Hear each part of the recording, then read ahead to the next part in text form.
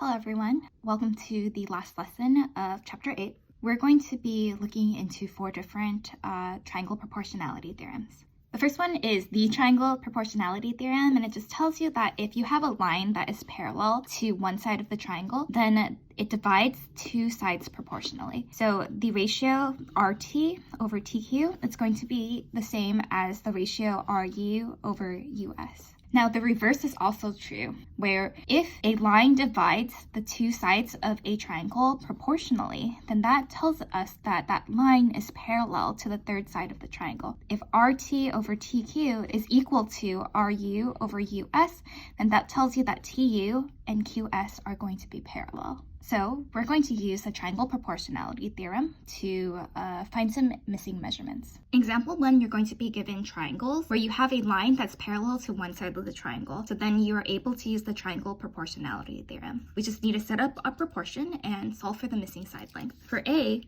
we're asked to find RQ. We know that when a line is parallel to a third side of the triangle, then the ratio of the two parts that the line divides the side of the triangle into are going to be equal. So RQ over QU is going to be equal to RS over ST. I'm just going to plug in the values I know. To get RQ over 9 is equal to 4 over 6. We can cross multiply and then solve. You get that RQ is equal to 6. Let's do this one more time. So again, we have a line that is crossing the triangle that is parallel to the third side of the triangle. It's going to split the two sides proportionally. So let's set up that ratio to get XW over WV is equal to XY over YZ. Let's plug in the values and then solve. I get 44 over 35 is equal to 36 over YZ. After cross multiplying and solving, I get YZ is equal to 1260 over 44. I'm going to reduce this fraction. I get YZ is equal to 315 over 11. And if you put this into a calculator, you'll get, and I'll accept either answer. You can either leave it in reduced fraction form or you can put it in decimal form. I'll let you guys try C, and let's move on to example 2.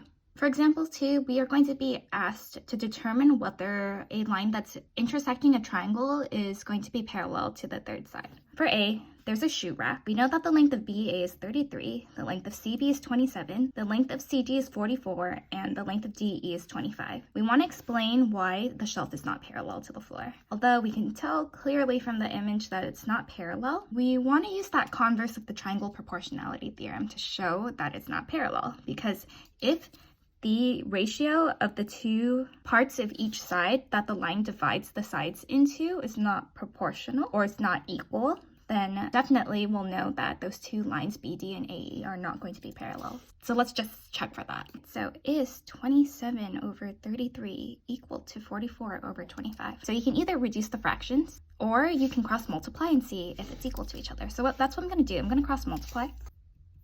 When I cross multiply, I get 675 is equal to 1452. Now that's not true. So that tells us that the ratios are not proportional. So therefore, it's not parallel. Here's my reason. Since BD does not divide CA or CE proportionally, the shelf is not parallel to the floor. You're going to do B in a very similar way. Set up the proportion and see if the ratios are equal to each other. Let's move on to our next theorem.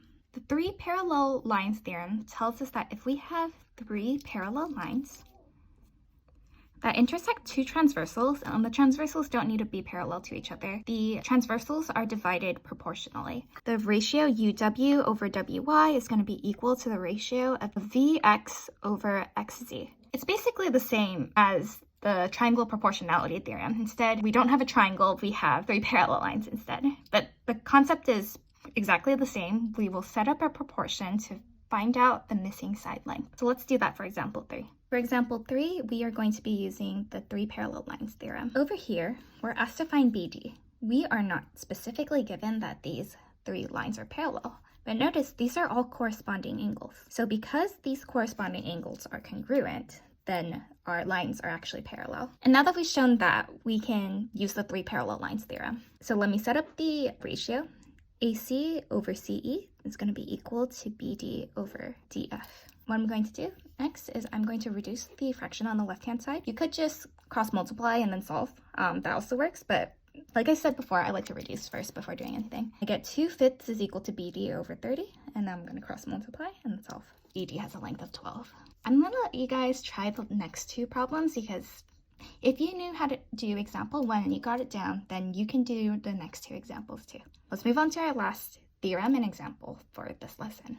Our last theorem for this section is the triangle angle bisector theorem. It tells us that if you have a ray that bisects an angle of the triangle, then it divides the opposite side into 2 segments whose lengths are proportional to the lengths of the other 2 sides of the triangle. So here, the ratio of AD over BD is going to be equal to CA over CB. Notice AD and CA match. That's why they're both on top. BD and BC are on the same side of that ray, so they're on the denominator of the fraction. So be sure to keep it consistent. If you choose to write side BD first in your proportion, you want to make sure that the same side of the triangle on that side of the ray is also on the numerator of the proportion. Let's try some examples. In example 4, we're going to be asked to use the triangle angle bisector theorem to find the values of some variables. So we can clearly see that this angle P is being bisected by this ray PR.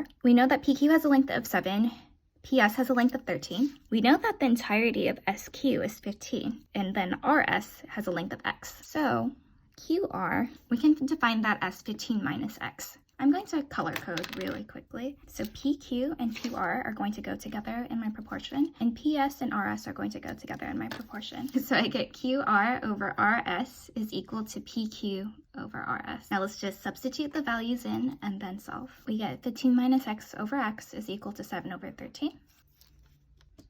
I get 9.75 is equal to X after cross multiplying and solving. Let's do B. B is going to be very similar to example A that we just did. We're going to look for the value of this variable B. Again, we're given that the entire length of this third side of the triangle is 14. So the other part that the side is divided into is going to have a measurement of 14 minus B. Now let's set up a proportion. I get 14 minus B over B is equal to 6.75 over 9. Let's cross multiply and solve. I get B is equal to 8. I want you guys to try C on your own. You can check my answers on Google Classroom. And that's it for today's lesson. Please feel free to contact me if you have any questions. I hope you have an amazing day and take care.